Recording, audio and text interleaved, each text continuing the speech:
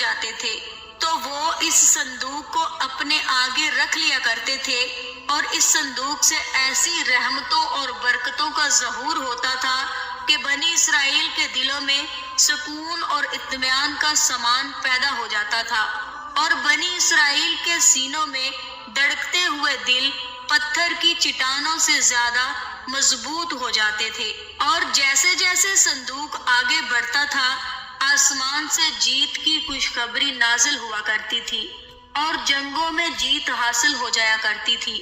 اسرائیل میں جب کوئی بحث بازی پیدا ہوتی تو وہ لوگ اس صندوق سے فیصلہ کراتے تھے۔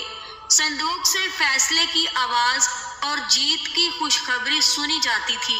بنی اسرائیل اس صندوق کو اپنے آگے رکھ کر اور اس کو وسیلہ یعنی ذریعہ بنا کر دعائیں مانگتے تھے تو ان کی دعائیں قبول ہوتی تھی، اور بلاؤں کی مصیبتیں اور بیماریوں کی آفتیں ٹل جایا کرتی تھی۔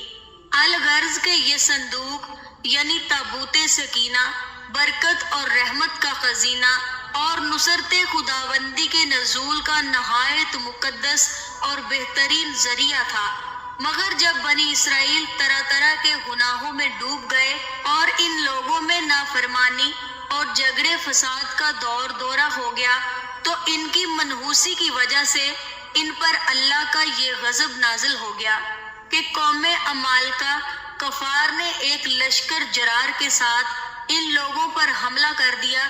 ان لوگوں نے بنی اسرائیل کا قتل عام کر کے ان کی بستیوں کو نیس و نابود کر ڈالا، عمارتوں کو توڑ پھوڑ کر سارے شہر کو تہس نہس کر ڈالا، اور اس پاک صندوق کو بھی اٹھا کر لے گئے۔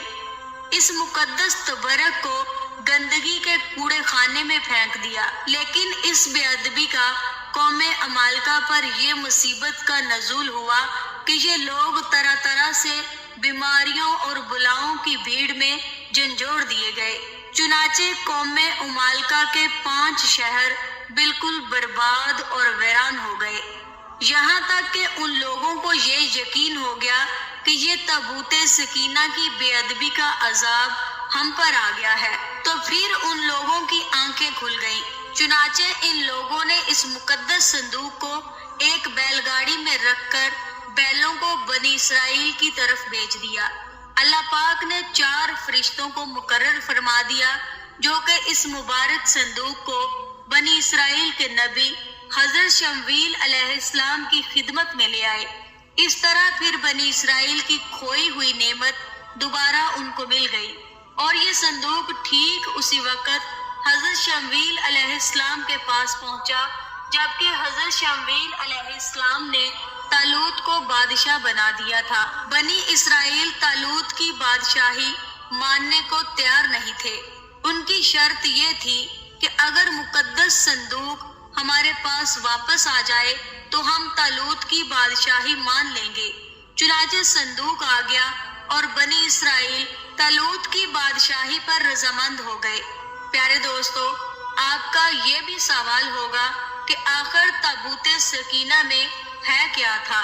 تو اس مقدس صندوق میں حضرت موسیٰ علیہ السلام کا عصا اور ان کی مقدس جوتیاں، اور حضرت ہارون علیہ السلام کا امامہ شریف، حضرت سلیمان علیہ السلام کی انگوٹھی، تورات کی تختیوں کے کچھ ٹکڑے، کچھ منوسلوا، سب سامان تھے۔ دوستو، اس واقعہ سے ہمیں یہ بھی معلوم ہوا کہ جو قوم سرکشی اور بغاوت کے طوفان میں پڑ کر اللہ اور اس کے رسول کی نافرمان ہو جاتی ہے، اس قوم کی نعمتیں چھین لی جاتی ہیں۔ چنانچہ جب بنی اسرائیل سرکش ہو کر اللہ کے نافرمان ہو گئے اور طرح طرح کی بدکاریوں میں پڑ کر گناہوں کا بھوت ان کے سروں پر سوار ہو گیا تو ان کے ظلموں کی بے برکتی سے انہیں یہ برا دن دکھایا کہ تابوت سکینہ ان کے پاس سے قوم عمالقہ کے لوگ اٹھا کر لے گئے، اور بنی اسرائیل کئی برسوں تک اس خاص نعمت سے محروم ہو گئے۔ تو پیارے دوستو، فی الحال آج کی ویڈیو میں بس اتنا یہ دکھایا آپ کو کہ کیوں کیسے یہودیوں کی ہسٹری پوری دیکھ لی نا آپ نے، تو یہ ہے جناب ان کی ہسٹری۔ تو ان چیزوں کو آپ نے خود دیکھنا کہ پاکستان میں یہودی ایجنٹ کون ہے۔ سوچنا ہے آپ نے. سوچیں, پہلے دماغ لگا کے سوچیں کون کون اس طرف جا رہا ہے اور کون کون حق سچ کی طرف جا رہے ہیں.